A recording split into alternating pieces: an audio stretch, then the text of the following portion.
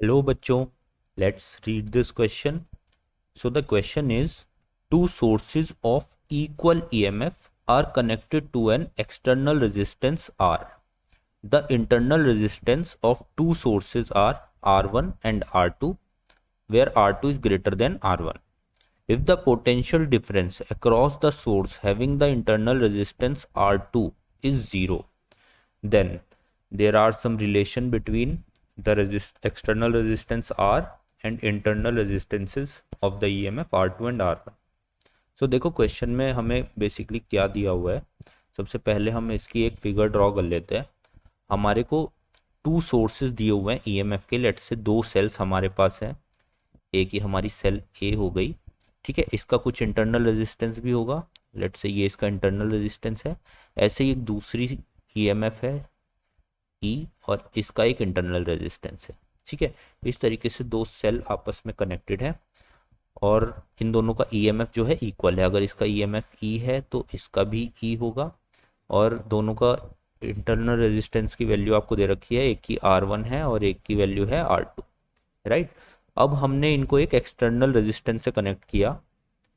Let's say ये हमारा कोई एक्सटर्नल रेजिस्टेंस है R, इससे हमने इनको कनेक्ट किया हुआ है, राइट। और फिर उसने क्वेश्चन में दिया है कि if the potential difference across the source having internal resistance R2 is 0। ये जो R2 है, इस बैटरी के अक्रॉस जो आपका वोल्टेज है वो सेम है, मतलब कि कोई भी वोल्टेज ड्रॉप यहाँ पे नहीं हो रहा है, कोई पोटेंशियल डिफरेंस यहाँ पे नहीं है।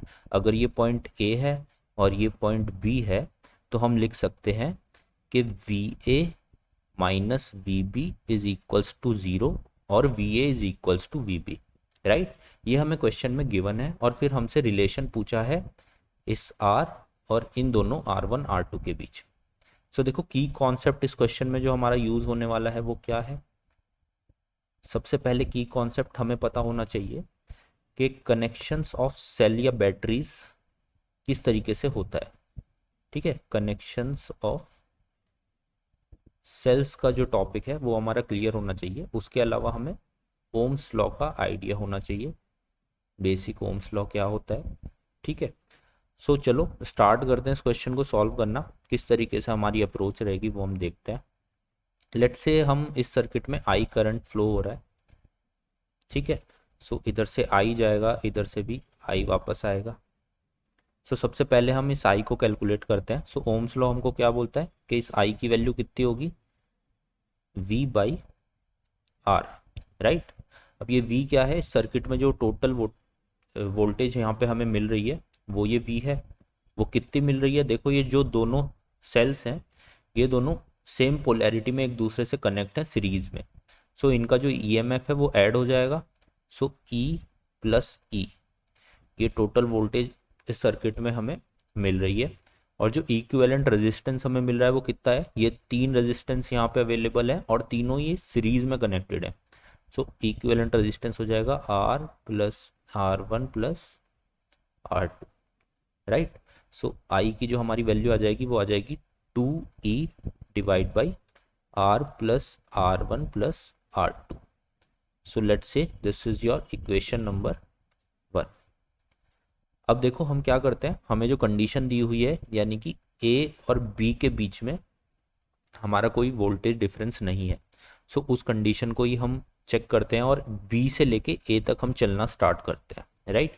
करंट आई यहाँ पे फ्लो हो रहा था तो सबसे पहला पॉइंट जो हम फेस करेंगे वो होगा रेजिस्टेंस R2। सो यहाँ से इक्वेशन हम लिखते हैं माइनस के आई R2, ठीक है। फिर हमारा जो नेक्स्ट फेज आया वहाँ पे हमें EMF ऐड होगा क्योंकि वो सेम डायरेक्शन में है करंट के। सो प्लस E, हम चलना कहाँ से स्टार्ट हुए थे, पॉइंट बी से, तो ये VB होगा शुरू में, ठीक है। प्लस E और फिर हम कहाँ पे पहुँच गए, हम पहुँच गए पॉइंट ए पे, इक्वल्स टू VA, राइट। सो ये हमारी इक्वेशन आ गई। अब इस इक्वेशन को अगर हम रीअरेंज करके लिखते हैं VA माइनस VB की फॉर्म में, क्योंकि इसकी वैल्यू हमको मालूम है। VA माइनस VB कितना आ जाएगा, E माइनस आई R2, ठीक है। और ये वैल्यू कितनी दे रखी है हमें क्वेश्चन में, 0 दे रखी है, तो हम इसे इक्वल्स टू 0 के पुट कर देंगे। अब इस क्वेश्चन बेसिकली हमें क्या करना है, ई और आई को रिप्लेस करना है ताकि हम सारी जो वैल्यूज़ हैं वो आर की टर्म्स में ला सकें और आर के बीच में हमें कुछ रिलेशन मिल सके। सो देखो इक्वेशन 1 से अगर हम आई की वैल्यू यहाँ पे पुट कर देंगे इस इक्वेशन में, तो देखते हैं क्या होता है। ई माइनस आई की वैल्यू हम पुट कर रहे हैं ऊपर से 2e divide by R plus R1 plus R2, ठीक है, और ऊपर मल्टीप्लिकेशन में R2 था आई के साथ, इज इक्वल्स टू 0।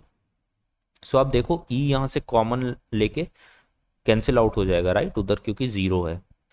सो ये इक्वेशन अब क्या बन जाएगी आपकी, यहाँ पे 1 आ जाएगा और आप इधर से एलसीएम लोगे तो ये आ जाएगा R plus R1 plus R2, ऊपर बचा माइनस के 2R2, और नीचे आपका एलसीएम में बचा हुआ है R plus R1 plus R2, वो इधर जाके मल्टीप्लाई होगा तो 0 हो जाएगा राइट।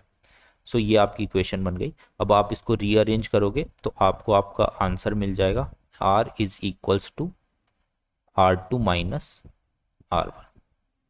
तो this is your answer, R is equals to R2 minus R1, जो आप देख सकते हो आपका ऑप्शन नंबर ए है right. So A is your correct answer. I hope you understood this question. Good luck.